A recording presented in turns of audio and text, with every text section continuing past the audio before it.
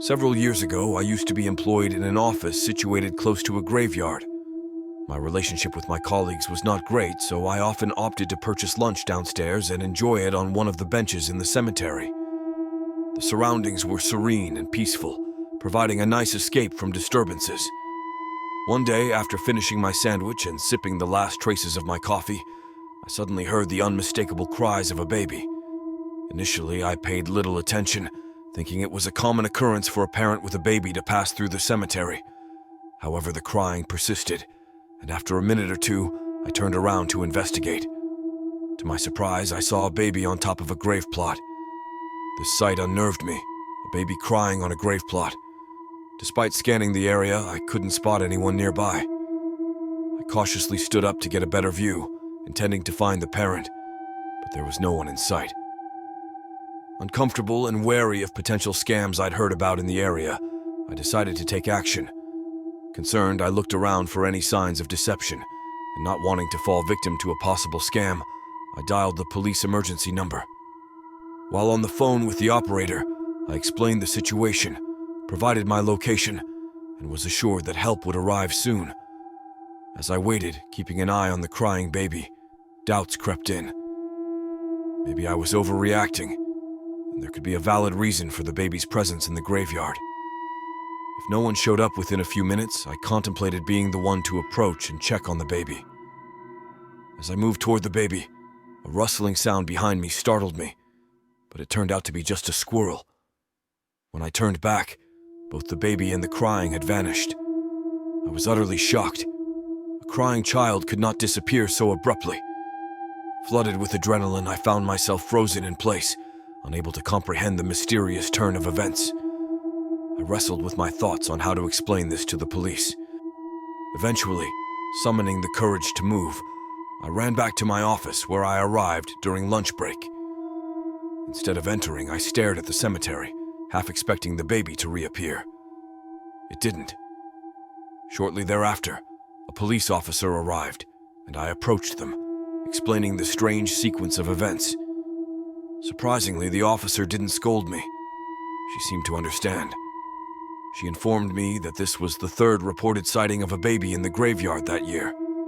Something eerie was happening, but the officers left without divulging further details. From that day forward, I refrained from having lunch in the cemetery and avoided the area altogether. The mysterious crying baby remained an unsettling memory, leaving me to wonder if the cries still echoed in that eerie graveyard.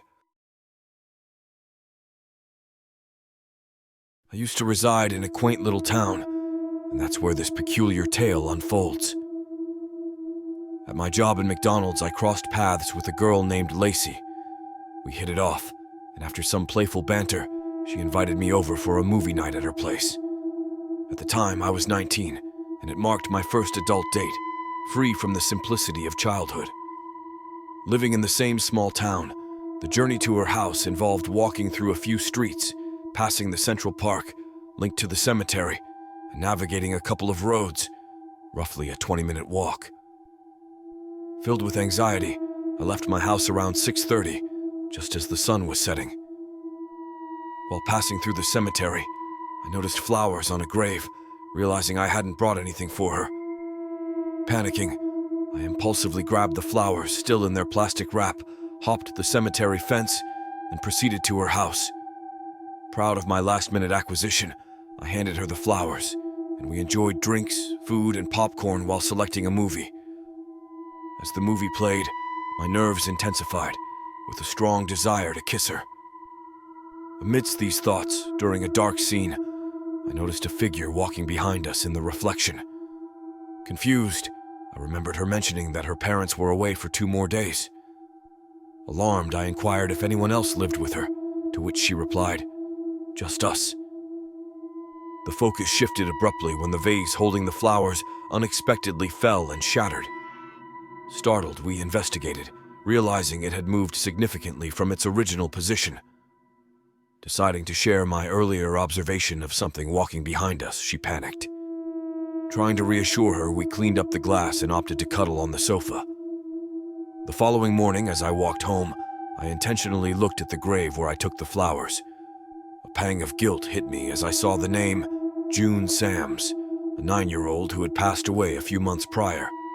Disturbed, I went to a supermarket, bought a larger bouquet and a Barbie, placed them on the grave, apologized, and continued on my way.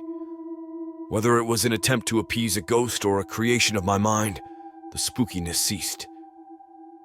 Lacey and I didn't work out, but to this day, it remains one of the eeriest experiences I've had, a lesson in respect for the departed. I no longer take things from the dead.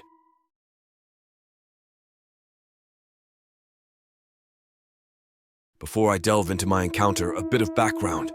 My grandfather on my dad's side passed away when my dad was only 13. Growing up, I had no knowledge about him, except that he served in the Royal Navy.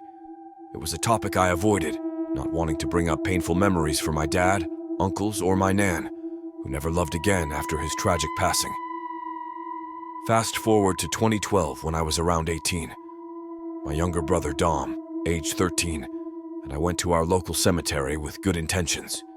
Our older brother Louis and great-uncle Tom were buried there, and we showed our respects by cleaning their graves. After finishing, Dom needed to use the restroom, and the graveyard had one on the far side. As we approached, a strange feeling of being watched overcame me. To our surprise, the restroom was locked, an unusual occurrence. Desperate, I told Dom to go behind the toilet, assuring him no one would see. In the corner of my eye, about 10 meters away, I noticed a guy staring at me. I turned to face him, feeling a strange connection. He reminded me of my dad's brother, Uncle Andy, but I knew it couldn't be him. Uncle Andy lived 2 towns away and would have approached me. Moreover, the guy wasn't wearing glasses like my uncle. When I turned to check on Dom, I turned back, and the guy had vanished. Several weeks later, my brother and I gathered the courage to ask my nan about our mysterious grandfather. Reminding her that she could avoid the topic if it upset her, my brother approached her.